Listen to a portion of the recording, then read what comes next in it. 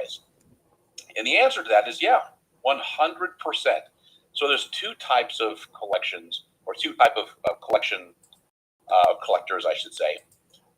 You have collectors who are debt buyers, and you have collectors partnered with the original creditor, and they are assigned the debt. But a debt is an asset. A collection is an asset.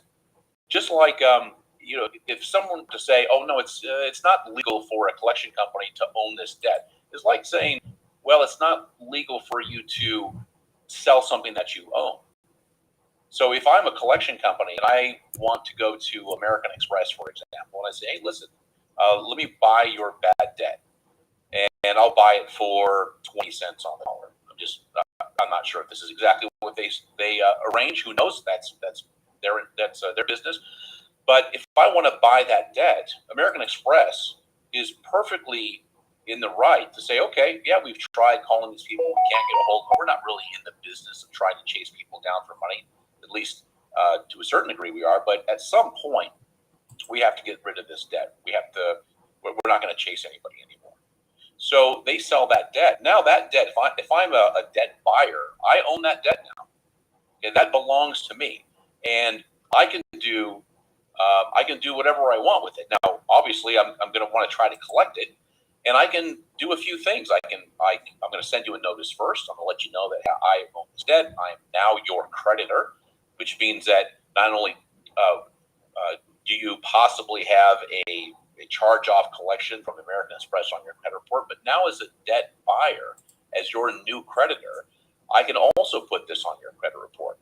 So that's a disconcerting fact about collections. So to clear up number one, yes, it's perfectly legal for a third-party collection company to either buy a debt, now they are your creditor, or they can be assigned the debt. You see this happening a lot with medical collections. A lot of hospitals, a lot of doctors will assign their debt with the hope of getting a percentage of that. Okay, so let's take a pause real quick. We got Rand with a question. David, I have a problem with Smart Credit. The information about my account is not accurate on Smart Credit. Doesn't show the derogatory account, but they still exist on Credit Bureau. What do you recommend me to do about that? So, Ren, that's actually a very, very rare situation. Doesn't show the derogatory account, but they still exist on Credit Bureau. What do you recommend me to do about that? It really isn't. So, Ren, that's actually a very, very Smart Credit report. Smart Credit is just a conduit for data. It brings the information in from TransUnion, Experian, and Equifax. So they don't have their own file on it. Smart Credit doesn't have their own data. They're just bringing it in from the bureaus. When I hear that comment, typically what happens most of the time is they just got a brand new Smart Credit account or Smart Credit report, and they're looking at a 2 or 3 week old credit report from another source. Could be Credit Karma, it could be something else. So the first thing I would tell you to do, Rand, is just check the dates on the credit report. Remember, credit reports are dynamic. Okay, they're queries. They change frequently. They can change daily, depending on your data furnisher, who's reporting information, especially if you're in the dispute process where things credit account change or Smart Credit a little faster. And they're looking at a 2 or 3 week old credit report from another source.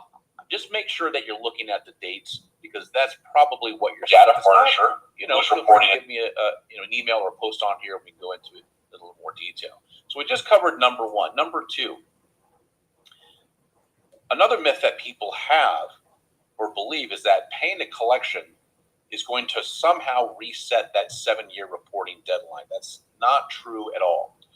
What happens here is people get confused between the 7-year timeline, when accounts are going to drop off the credit report, and the time bar date. So what's a time bar date? So this can be different from state to state. A time bar date is the time that a collector has to sue you. Now, I'm not trying to scare you. I'm not trying to make this a real negative conversation. I'm just letting you know what is possible and what a collection company can do. So the time bar date gives a creditor in that particular state a certain period of time to sue you for that debt. Some states is 2 years, some is 4, some is 7. So it's kind of all over the board. So you have to actually see what state you're in to determine what that is. So now, can you reset the time bar date? Yeah, you sure can. If you were to, let's just say you're in California. I believe the time bar date for California is 4 years. Let's say a collection company calls you up and it's 3 years and 9 months, so you're almost out of the woods of them being able to sue you, making the assumption that they might. Not all collection companies are going to go that route. And they can get you to pay them a few bucks. Just say, hey, listen, David, we want to settle this collection with you. Can you just make a good faith payment? Pay $5, $10, something like that. Well, that will reset the time bar date. So you renew the debt. However, it's not going to cause that 7 year to reset so that it stays on your credit report 7 years from that date. So that DOFD, it's a date of first default. Now, you're not going to see this on credit reports. You and I won't see it. Some people misinterpret the date of first default as the date of last activity, and we count that 7 years from there. It's actually not the case. That date of first default, that's that 30 days that went to 60, and then 90, then 120, and maybe 150, and then eventually went into a collection charge-off state. Well, that 7 years starts at that first 30 days. Now, that's hard-coded into the Metro too. And it doesn't matter if it's with the original creditor or it goes over to the collection company. That date, that DOFD date, is hard-coded in there. So it will fall off of that 7 year period. I'll expand a little bit more on time bar in just a second here. So just to put you at ease, making a payment does not reset the 7 years. So there's nothing that's going to hurt you about settling that debt. Okay, third and final. This one I see a lot. Okay, let's take a quick break here. Let's see, Eric. Keep disputing the date last active, and they re-age on one report and keep updating. So they're not re-aging it, Eric. Just from what I said a second ago. Re-aging is actually a very rare thing that happens these days. Here's what I mean. I'm not saying it doesn't happen, but in 2018, the industry switched from Metro 1 to Metro 2. So this is just a language that data furnishers and the credit bureaus use. And one of the cool things about that switch is there's a lot more data in the code. And part of that was a lot of clarity on that DOFD. Now, Eric, what you probably see is the date of last activity. A lot of people, just as I said a second ago, a lot of people see that date of last activity and they think that's where the date is starting, that 7 years is starting from there. That's actually not the case. Here's the only time you're really ever going to see re-age. If, and by the way, Credit Versio is really, really good at catching this as an error, and it will automatically feed this to you as a dispute reason. For example, let's just say in January, you were disputing some collections. And then in February, then March, let's say 2 credit reports later, you notice that the open date changed.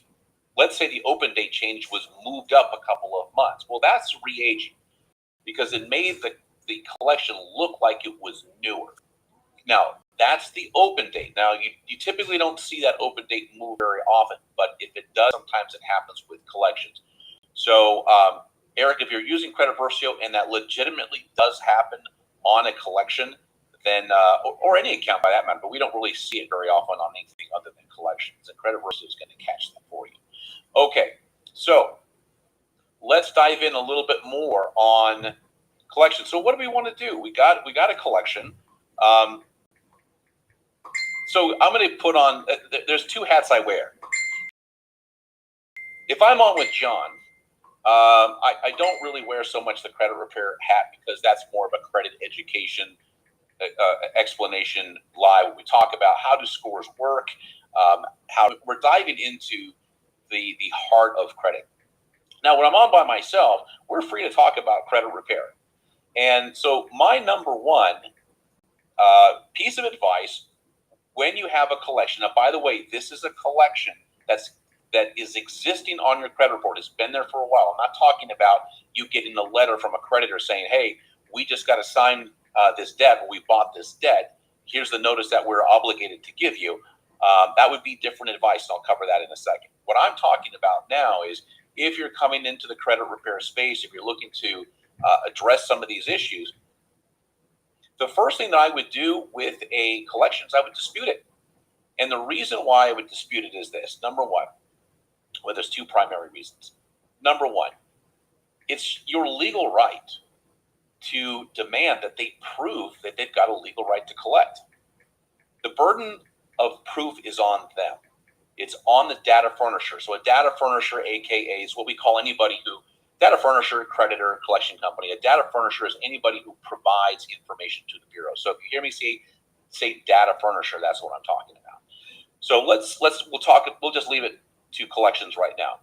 So if a collection company is on your credit report, if you have a collection on your credit report, the first thing I would do, even if it looks familiar, even if you have a pretty good idea what it is, I would dispute it and make them prove that number one, and most importantly, that they have a legal right to collect.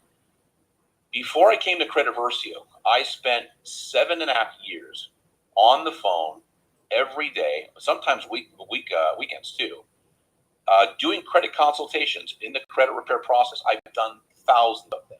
I say 10,000 in the beginning of this video, but it's probably closer to 15. It might even be 20. Just one after another, after another, after another.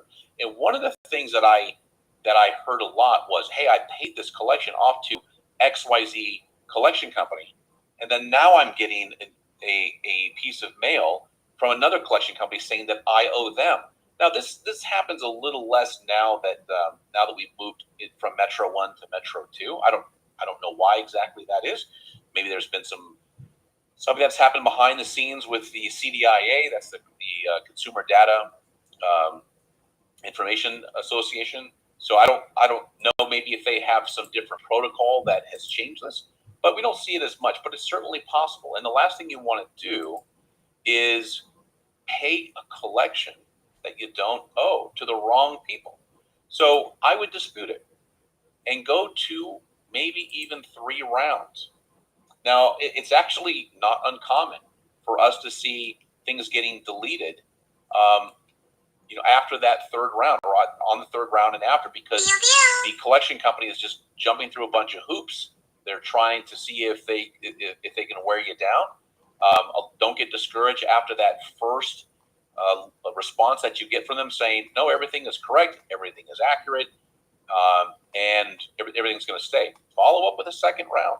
Ask them to provide documentation. How do I know that you have a legal right to collect? How do I know that if I settle this with you, it's going to be marked as paid? Okay, now, if they verify it, if you've gone 2-3 rounds and it comes back and they verified, they provided the documentation, don't ignore it. Okay, don't ignore the debt. By the way, I'm telling you this from personal experience. Like I said earlier, if you're jumping on, I see we got a bunch of new people that are jumping on. I came into this industry as a customer. I was one of those guys back, in the Great Recession. I owned a bunch of property. I had a ton of debt. Fortunately, I was able to unload a lot of my property before the whole market crashed in 2008, 2009. But I had a ton of credit card debt. What I was doing is I was buying these properties and fixing them up and putting a lot of money into it and leaving that on credit cards. Just thinking, yeah, once I flip this house or sell this house, I'll take the equity and what I've earned and I'll pay off the cards. Well, when I eventually unloaded most of my property, there was virtually nothing in it. I got by just the skin of my teeth on some of this stuff, but I was left with a lot of credit card debt. So did I have credit card collection companies coming after me for that credit card debt? Oh my God. It was a very, very stressful time. I actually went to an urgent care one time because I had a heart palpitation, and at the time I was like 8:39. Man, that's not a good feeling when you're middle age having heart palpitations, because you're worried that you're going to get a knock at the door. So, and it's not just a cautionary tale for me personally. It's just letting you know that this is a really, really uncomfortable situation. You don't want that sleepless night. You don't want that knock on the door where you might have that process server. If you don't know what a process server is, good on you. I'm glad to hear that. This is not a knock at the door that you want to get, and I've gotten them before. So, yeah, you don't want to ignore this stuff. 12, 19. Aren't they supposed to remove? Yeah, I don't know what that means, Eric. Send me an email at davidm@creditversio.com. I'm not exactly sure what we're talking about here. I see the dates: 6/1/22, 8/5. Yeah, I'm not sure exactly what you're referring to. Okay, or just make a little bit more of a detailed of a. I'd love to answer for you. I mean, that's what I'm here for. I'm just not exactly sure what you're asking. Okay, so one of the downsides of having a collection is, like I said, that process server. So if a debt isn't settled, if there's no arrangement being made, and here's my prediction, I think the collection business is going to get particularly aggressive here in the next couple of years. If you've been paying attention, even if you've been living under a rock for the last couple of months, I think we can all understand that the economy is getting ready to make an adjustment. I know I talk about this a lot, but the reason why I talk about it a lot because it's so credit related. What's going to happen is a lot of people who are over leveraged are, like I was back in the day, are going to get wiped out in a very rough way. And I'm not trying to scare you. I'm just letting you know that this is probably what's going to happen. And I think collection companies are going to have to use some tactics that are a little bit more aggressive. I think we'll see collection companies exercising their ability to sue a lot more than they have. And we're even seeing that ramp up a little bit. I've got a good friend of mine here in town. In fact, we're going to happy hour together after I'm done with this. And he's an attorney that works for a collection company. And we have great conversations about this kind of stuff. And that's what he does all day long is he prepares lawsuits for collection companies. And, I think it's going to be a rough deal. So, but the point of that is you don't want anybody to serve you. You want to be able to settle any debt that you've got. Sometimes the best course of action, and I wish I would have done this. I really wish I could have done this, but I didn't. I was just, buried my head in the sand. If I ignore it, it's going to go away, even though the voice in the back of my head is like, David, this isn't going to go away unless you find some way to settle this. But getting on the phone with a collection company really has no downside to it. Okay, understand that collection company probably bought that debt for pennies on the dollar. Okay, let's say, let me create a scenario for you that's very close to home for me. Let's just say I had an American Express card, which I did. Let's say I owed $5,000 on it. I actually owed a lot more than that, but let's have a reasonable, non-scary number. So let's say I owed $5,000 on it. Well, if they bought it from American Express and I owe $5,000, they'll probably tack on some fees. But let's just work with $5,000. They might have bought that debt for maybe $1,500, maybe $2,500.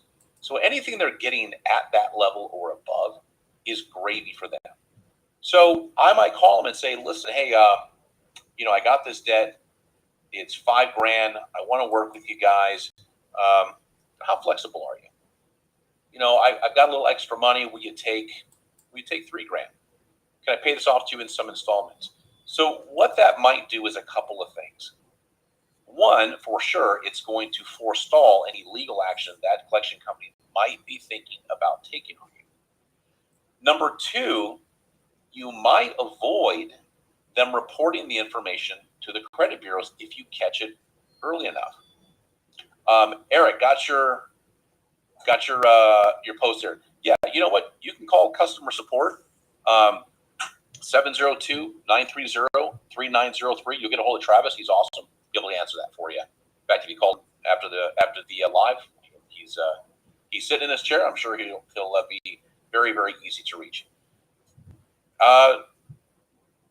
Sotoria, welcome. Mobile, Alabama. Curtis from Seattle, Washington, welcome. Wanda, welcome. Good to have you here. Okay, so Eric, let me take a stab at this. The date last active is all over the place. Okay, that's fine. Years apart also, they just closed the account after almost 3 years and sold it to a debt buyer. There's inaccuracies all over the report for a repo, a Santander. Okay, all right, so don't worry so much about the date of last activity. Again, that was one of the things I was talking about earlier. It's not your open date. That's the date typically doesn't have a tremendous amount of significance to it. But yeah, Santander, I mean, dispute it. You can use the custom reason if you want. If you see inaccuracies, Credit Versio may very well catch some of them. But keep in mind, Credit Versio is absolutely brilliant at finding discrepancies on credit reports between accounts, between bureaus, but it doesn't know the backstory. So, Eric, if you've got, let's say you've got a payment plan with them and they didn't, they repo the car anyway. I've heard that one a couple of times. If that's the backstory and you had some kind of an agreement in place, you've got something in writing, then that's your dispute. Not necessarily what Credit Versio goes through as well. So just keep that in mind. Okay. And so going back to what I was saying a second ago, not a process that you really want to ignore.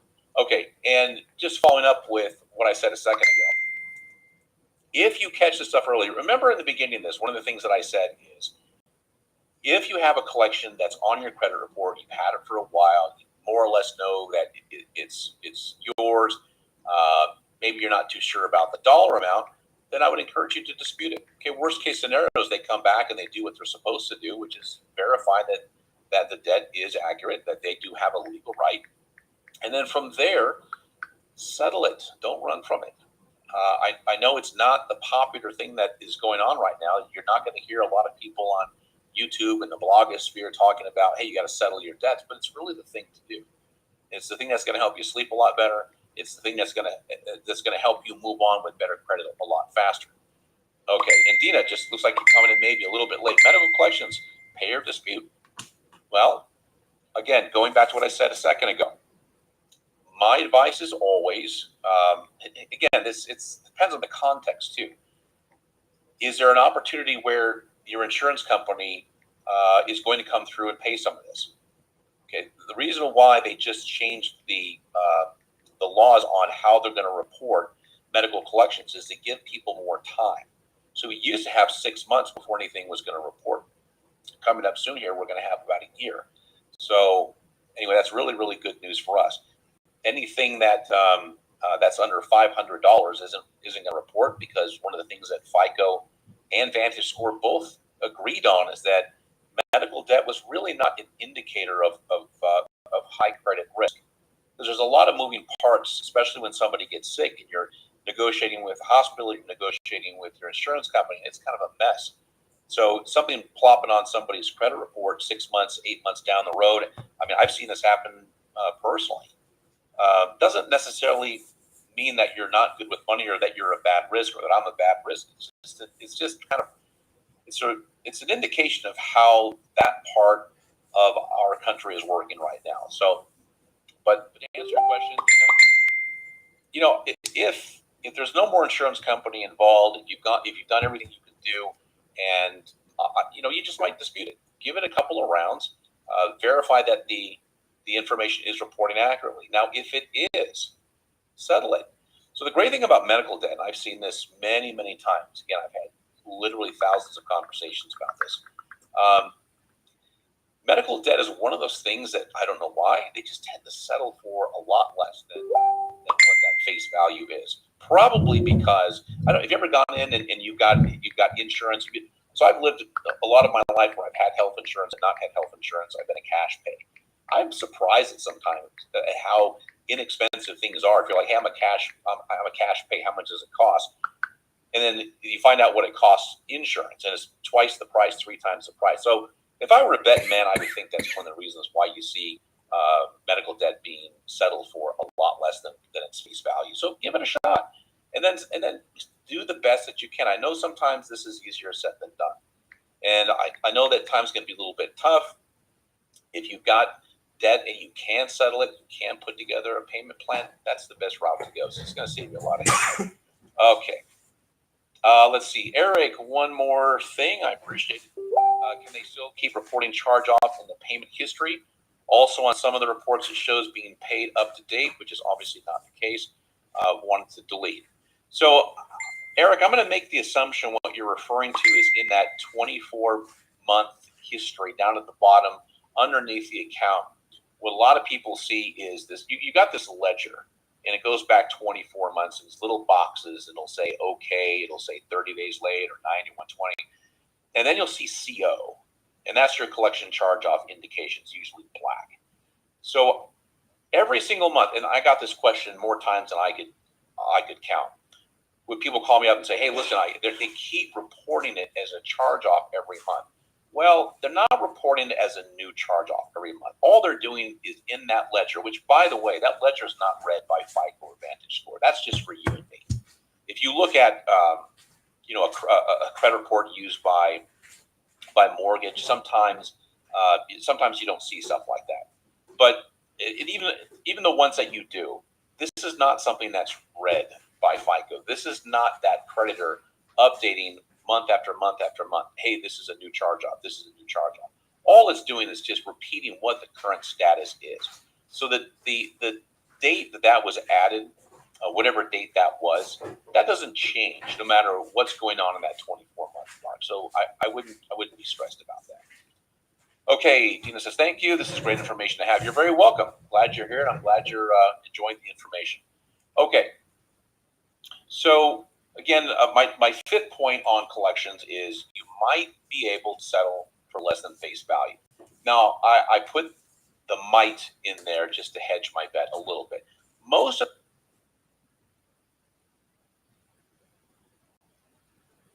the time, you're going to settle collection debt for a lot less than what they're asking. You have a $5,000 debt. Maybe they add a couple, $1,500 on it, maybe a couple of grand. Who knows where these fees come from? It happens sometimes. But really, I mean, keep your mind on what that dollar amount originally was, and work down from there. I've been on the phone with clients who were getting ready to buy a home, and one of the first things that I told them, and I'll tell you this, the same thing. If you're getting ready to buy a home, the refi market's pretty much dead. But if you were going to refi or buy a new car, you definitely don't want to tell the collection company that's why you're calling, because now they got you. So you don't want to rely on their sense of humanity. That's not what they're there for. I'm sure they're probably very decent people, but they've got a job to do, and that job is to collect as close to that dollar amount that's face value as they possibly can. So if you've got a $5,000 debt, you're not going to insult anybody. Try like $2,000, maybe less. It's completely up to you. But I've seen debts like that settled for in that neighborhood from time to time. Again, don't quote me on this. I'm not an advisor when it comes to this kind of stuff. But I'm just telling you that I've had this kind of conversation many, many, many times, and settling a debt for less than half of face value is not unheard of. Okay, so that is me unpacking everything about collections that I really wanted to tell you today, because I got so many questions about it in the last week and a half or so. I know I missed you guys last week. I was in Miami for that conference, and I imagine that's one of the reasons why we have a little bit larger of a group here today, and I appreciate you being here. So feel free to jump in with your questions. Looks like William's got a question here. Let me bring that up. Hey, David just got started a couple of weeks ago and sent my first run off last week. Hoping to get a 6-year-old auto charge-off removed since Credit Versio has found it reporting inaccurately with a balance due. One of the things you want to keep in mind, and William, I cross my fingers that that's something that gets deleted for you if it's negatively impacting you. Okay, I want to give you a different perspective. And I'm not saying this applies to you. Obviously, I'm not looking at your credit report, but this is something for everybody to keep in mind when you're going through the dispute process. When you have older derogatory accounts, like an account that's 6 years old, 6.5 years old. So William, the damage that has done to you probably wore off at 24 to 36 months. Now, there's some exceptions to that, but let me make an assumption that since that time, let's just say you went through a tough time, but for the last couple of years, your credit's been pretty good. The impact of that repossession, technically a collection charge-off, is probably pretty light. Credit scores, the whole point of a credit report and credit score is to predict the likelihood of you going into major default in the next 24 months. Specifically, the language is a major derogatory. Well, what's a major derogatory? 90 days late or worse. If there's minor derogatories, major derogatories. Minor is a 30-day and a 60-day lane. Major is 90 and above. That's all the credit score is designed to predict. So what is the likelihood that that's going to happen? So the reason why I'm bringing this up is a lot of what's going on with your scores is predictive around a 24-month period. It's one of the reasons why you tend to recover from things pretty quickly within that 24-month period. Like you can see a dramatic improvement in your score over 24 months because you're healing from this stuff. So what I'm telling you, William, is yeah, maybe you'll get this deleted. Will it increase your credit score if you do? Maybe, but it could go the opposite way. And here's what I mean by that. Let's say you got a thin file. This is the part that I want everybody to pay attention to. If you've got a thin file, what that means is not a lot of credit. If you've got a short credit history, meaning maybe only a handful of years, 6, 7 years, something like that. If your oldest account, if your oldest trade line, not collection, okay, trade line, okay, it could be a charge-off, collection, it could be a repossession, which is essentially the same thing, foreclosure, it could be a charge-off credit card. If that has a lot of history to it, meaning if you've had that, if that's your oldest account and your oldest account by maybe 6 months, a year, if that gets deleted, what happens is you're shortening the length of your credit history. You will reduce the average age of your file, and that can drop your score. It's not going to be catastrophic. The age of accounts is roughly 15% of your credit score. You got about 82 points sitting there. Now, that's just a rough guesstimate, but it's a pretty good chunk of points. Now, does that mean you're going to lose 82 points? No, that's not what I'm saying. What I'm saying is be mindful of what you're disputing. In fact, one of the pieces of advice that I would give people when I was actively counseling them in the repair process, which like I said earlier, I've done for 7.5 years, thousands and thousands and thousands.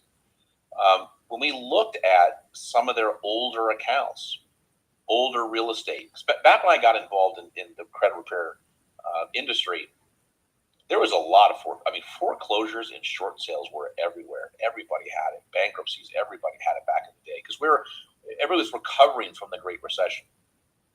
So we would do a serious evaluation of what we're going to dispute on their credit report. And this is something I want you to keep in mind when you're going through that dispute and repair process. Look at some of these accounts.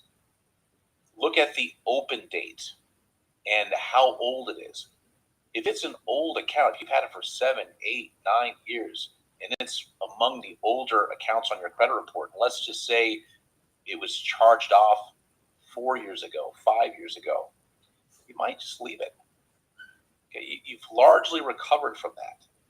As long as you're keeping your nose clean, you're on the straight and narrow, you're paying your bills on time, you don't have high credit card debt, you're not really going to see a dramatic improvement in score. In fact, it might go a little bit the other way if you're getting some of these established accounts deleted just because it's got a derogatory status in the payment status field. Doesn't mean it isn't giving you some benefit, especially in the area of age. Okay. Eric says, thanks, David. I appreciate it. You are very welcome, Eric.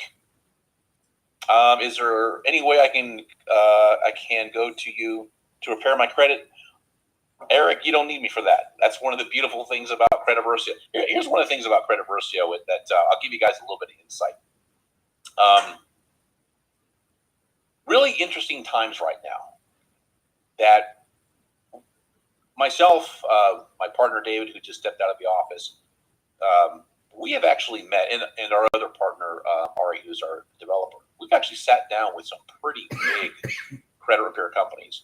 And we are in the process of building their back-end software, their processing system. So just to give you a little insight of how credit repair companies work, this is how all the big ones work. Even the biggest ones work like this. They don't have sophisticated software that's scanning credit reports. It's a very complex thing to do. It took us years to build it here at Credit Versio. That's all we focus on, and we are at our core software company. But every credit repair company has a whole team, typically overseas in the Philippines and also India and sometimes Pakistan. Whole teams of people that just read credit reports all day. You're paying them $3 an hour. And to them, that's a phenomenal lifestyle, by the way. This is like slave labor. And Credit Versio has changed everything because Credit Versio is much better at reading credit reports and doing data analysis. I mean, a credit report is just a data file, really. We take it down to essentially what it is. So we have massive credit repair companies that are like, hey, listen, we can tell Credit Versio is better at this than our entire development team, our entire processing teams. Why don't we just license their software? So that's what we're doing now. And we have credit repair companies that do 2,000, 3,000, 4,000 clients a month. They're massive. And in fact, David just had a meeting with one of them today. We're integrating licensing Credit Versio's dispute software in the background. So the irony here is that there's going to be tens of thousands of people who are paying credit repair companies to do their credit repair. And what's really happening? Credit Versio is doing it in the background. So for everybody that's on watching this, that's doing their repair with Credit Versio, bear in mind, in about 6 months, there's going to be thousands of people who are paying credit repair companies to be doing what you're doing by yourself right now. So, Eric, that's just my way of telling you that Credit Versio is better. I've looked at so many credit reports. I've done this for so long, and I can honestly tell you that Credit Versio can find about 20 different mistakes across 3 bureaus. I can't find that many. I mean, it would take me an hour and a half looking at a credit report, and I'm probably going to miss stuff just because I don't read things like software reads things. So there's certain things that I think we all can agree that software does better than the human brain, and that's one of them. But I'm flattered, Eric. I'm very flattered that you asked. I appreciate that. William Jones, indeed, Credit Versio did show the account's negative impact is low when viewing my profile. Thanks for all that you do. You're very welcome. And I'm really glad you're taking this to heart because, and I'm gonna wrap up. Where are we on time here? Gosh, we're at 43 minutes already. We're just having fun today. By the way, everybody who's asked questions, great questions today. I really appreciate it. I love doing this. I love spending time with you. I love talking about this. And I want to wrap up with one last thing. And I'll stick around for a couple more minutes if you have any questions. I'm happy to answer them for you. Oh, and real important, especially for Eric and William, you guys are on YouTube. Love it. I'm glad strangely, our YouTube channel is bigger than Facebook. Isn't that crazy? All of our advertising that we do is on Facebook, and we have our biggest following on YouTube. So if after this, if you have a question, unfortunately on YouTube, I don't see them anymore. As soon as the live ends, all the questions disappear, and I can't respond to them. So if you have a question, you can email support@creditversio.com. It'll go to Travis. Travis is awesome. If you want to email me directly, it's David M. M is in Mahalik @creditversio.com. Happy to answer your question. Or on Facebook, if you're on Facebook, if you post a question, that I can see after the live. It goes right into the stream. It's just a little bit better than YouTube for some reason. Either that or it's user error on my side on YouTube, and I don't know what I'm doing. Maybe I have to do a little bit more research on it. Okay, so I want to address this last question, and I want to define, does it work? I see so many comments. We have commercials, and we have ads on all of our advertising is on Facebook, by the way. I think we have a little bit on Instagram. But one of the posts that I see is, does this work? Does this work? I mean, literally. We have ads that have 1,500 comments on it, and just every day, boom, boom, boom, boom, boom, boom, boom. The cool thing is, most of the time, I don't have to answer any of them because it's just people asking other people who use Credit Versio what their experience was. So I want to define, does it work? So I have to answer, I have to qualify that. What does it mean, does it work? Well, when I answer that question, I'm going to say, well, does Credit Versio read credit reports accurately with a 99.9999% ability to identify what things are? Yes, it works. It works very well. Does it find errors and mistakes across all 3 bureaus and across multiple credit reports? Yes, it does. It works that way. It works very well. Will it pair a dispute reason that's the best, has the highest probability of a positive outcome when it finds an error? Yes, it works that way. Okay, so I can answer, yes, Credit Versio works. Now, when people ask that question, they're asking, well, is it going to get stuff deleted from my credit report? Okay, well, that's a different question entirely.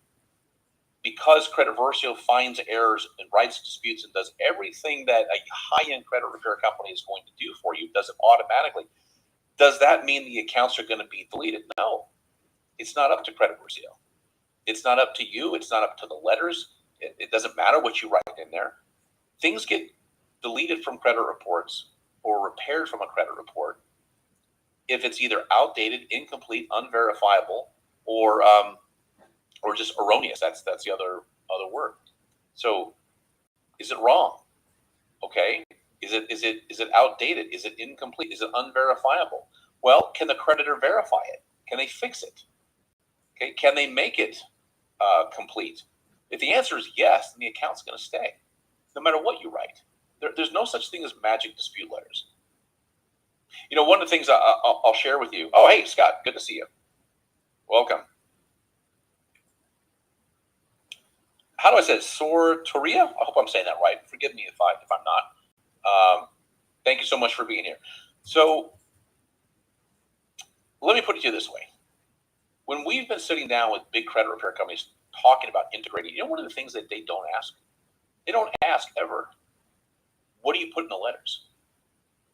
Because they know there's no such thing as magical disputes. We're talking to people who've done tens of millions of disputes, okay, just like we have. We all know the same thing. Disputes are simple. They're short. There's nothing complex about them. You don't need to cite the law. You don't need to write this entire story. Okay? The reason why we know this is not just from experience, but we've got team members at Credit Versio who come from the bureaus. John is with me twice a month. We have Steve Rieger, who's been on with me. He used to run the entire dispute division for TransUnion on the West Coast. So we know a lot of what goes on in the credit bureau space. So just because you dispute something doesn't mean it's coming off. That's not what the law says. It just means that the information has to be as accurate as possible. You know, it doesn't even say in the Fair Credit Reporting Act that it's got to be 100% to the letter perfect. Okay, it just has to be accurate. Okay, there's some leeway there. So to answer the question, does it work? It works as good as anything can work. But still the creditor has the ability to update the account, correct it, or report it correctly. So I wanted to make sure I put that in context because I see that so often. I know what the difference between what they're asking and how I would define it. I have complete respect for that because when I was a credit repair client, I asked the same thing. What's the chance that this is going to get deleted? You don't know. It's not really up to the letter or the credit repair company or Credit Versio. It's up to the data furnisher. Whether there's a mistake, can they fix the mistake? Is it verifiable? Can they verify it? So there's a lot of moving parts in that. But I will say this, and I want you to take comfort in this. When we look at our data, and when I reflect on the data from my company, which was a very high-end white credit repair company, and we did really, really good work where I came from, the deletion percentage rate is the same. In fact, it's probably a little bit better with Credit Versio because you are sending the letters personally. The credit bureaus can ignore letters that come from credit repair companies. It's right there in the Fair Credit Reporting Act. We call it Exception G. It says that they can ignore letters that were prepared by somebody other than you. That's the power of Credit Versio. It's the power of doing it yourself. This is the way it was meant to be. All Credit Versio was doing is just saying, hey, here's a mistake, here's an error, here's the best dispute strategy to use if you would like it. If not, you have some other options. But that is absolutely as good as it's going to get. Now, the rest of it's going to be up to you. The rest of it is great credit habits. The rest of it is being a good credit risk and doing things that make FICO and Vantage Score like you. It's not complicated. So if you have a chance, when you have a chance, go into the YouTube channel or go into your Credit Versio account and go through the credit education. Really short stuff. I put it in about 10 videos, just a few minutes. I think my longest video is 4.5 minutes, but it'll clear up so much of what everybody's confused about with credit. I didn't know anything about credit until I got into this. Then I became a certified FICO pro, then an instructor, and then I had great mentors. And I did all of that so that I can understand it for myself, and now so that I can share this with you. So thank you so much for being here. I really appreciate it. Great questions today. Wanda, you are very welcome. thank you so much for being here. Scott, always great to see you. Thank you so much for being here. And if you have questions, David M at creditversio.com. If you want me to answer it personally, if it's not like a high level question, or even if it is, send it to support at Credit Versio. Travis gets those. Travis is my main guy. I taught him well. He's going to answer that question right for you. So thank you again. I appreciate you being here. And I will be on next Wednesday. With me will be John Olsheimer, America's #1 credit expert, formerly with FICO and Equifax. That's it for me today. Again, thank you so much for being here, and I will see you next time.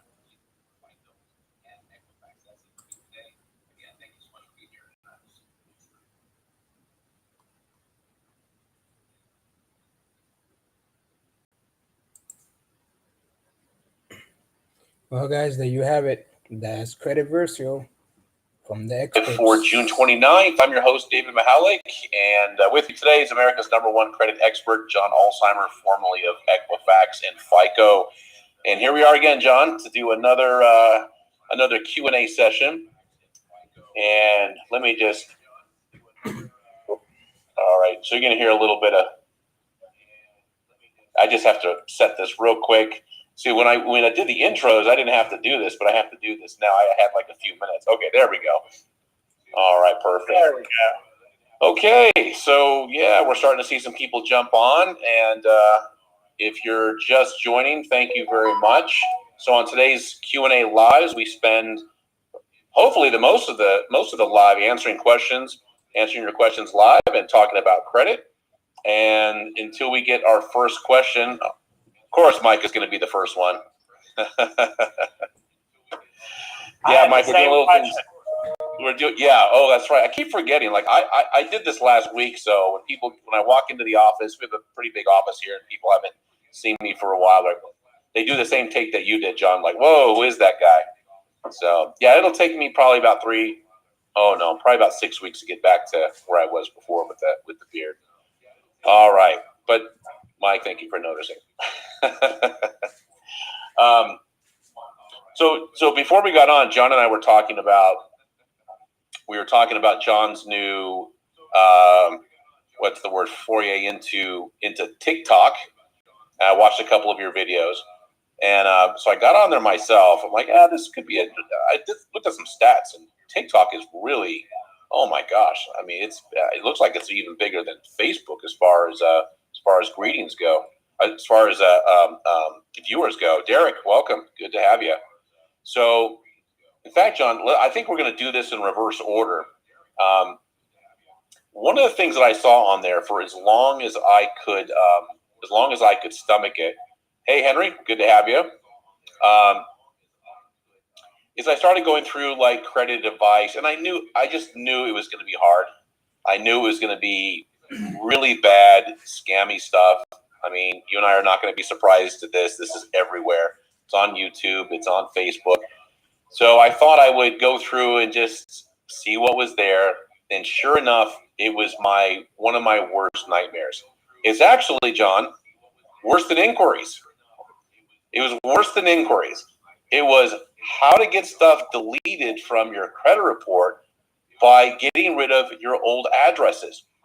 I mean, that was video after video after video. And I was like, oh my gosh, people, how bad is this going to get? And there was one video that had, what was it? Like 26,000 views. And somebody is going into their Experian account and this is how you remove your address, and your addresses are linked to your credit account. So, John, we got to talk about that because I was mortified those were the top credit. I'm looking at credit education, credit repair stuff because that's going to be my side of it anyway. And it was horrible. So maybe you can clear that up for everybody. So I was at an event, and by the way, David, I never pimp my own social media sites on these Facebook Lives with you, but yes, I am trying to build my TikTok. I'm embarrassed to say this. I'm trying to build my TikTok following. I mean, if you'd have told me 20 years that was going to come out of my mouth, then I would have said you were crazy. But I am trying to build the TikTok following. There are you're right. I mean, it is I think the largest social media outlet in the world. And John, I'm perfectly happy to have you present your TikTok page. I mean, this is all about credit education, and everybody who's watching, if you want to go follow John on TikTok, please do. Yeah, and it's not hard. It's not hard to find me, I guess, and then follow. But the difference between TikTok and everything else that I do, I'll give you an example. You and I will be on for 45 minutes tonight. The videos that I do for you are around 5 to 6 minutes, depending on the topic. Some are longer, some are shorter. The videos that I've done for other clients are all around 5 or 6 minute bites at the apple. Yeah. TikTok, 15 seconds or 60 seconds, or I think there's a 3-minute option. So you have probably known me long enough and have heard me speak long enough to know I have a real hard time with that. In a deposition, you're supposed to give the shortest truthful answer, STA, shortest truthful answer. Mm-hmm. But when I talk about this type of stuff, if you ask me a question, I try to give the most in-depth answer I possibly can give, so I don't leave anything out there, and I don't miss something, and that's really hard because you're restricted. It's like Twitter; you're restricted to whatever their a certain amount of characters, right? Yeah, a certain amount of characters. So you really have to be creative with your message and get it across fast. The good thing about TikTok is you can have text appear above you, and you can have other stuff above you the whole time as well. So yeah, I mean, if you wanna follow me, that's great. But you're going to see a bunch of 30 or 15 second, 60 second small bites. They will be correct. I'm not going to be given any garbage about how to, file fake FTC identity theft reports and lie to the CFPB or any of that baloney. So if that's what you're interested in, don't follow me. But if you're interested, you're going to see small bites. Then you're going to see John break down the FICO chart using potatoes. Dinner potatoes. I did. I was chopping. That was great.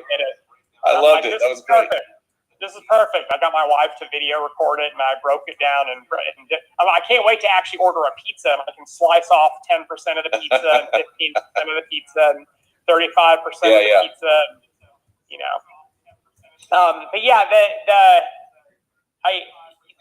the issue with addresses, it's one of those things that a little bit of truth all of a sudden morphs into a gigantic myth, right? The issue, so addresses make it to your credit reports a variety of ways. One of the ways is that you can add addresses to your credit reports. The credit bureaus can find addresses for you. There's really no shortage of places to find addresses. Accurate is a source of addresses. Certainly LexisNexis is a source of addresses. And your creditors are a source of addresses. And so if you have a credit card with, Joe's Bank, and Joe's Bank is furnishing your credit card account to the credit bureaus every single month while it's open and active, they're also furnishing information about your personal information. So your name, address, social, date of birth, things like that. And so that's also a way that addresses make it to a consumer's credit report. Whenever we talk about fraud and what is the credit report byproduct of fraud, one of the things we always talk about for people to look for addresses where you've never lived. And because it's possible that an inquiry or a new account opening resulted in this fraudulent address or this non-authentic address being added to your credit report, and of course you want to get that removed because it's incorrect. But it's kind of blossomed into this other, kind of tangential universe where people now think, wait a minute, there must be some sort of an anchoring mechanism to your account information from your addresses, and that's not really true. And so the theory has now grown, and it's kind of sprouted its own, reality that, well, if you have addresses removed from your credit reports, then somehow it's easier to get derogatory entries removed from your credit reports. Well, let me kind of pop that bubble right now.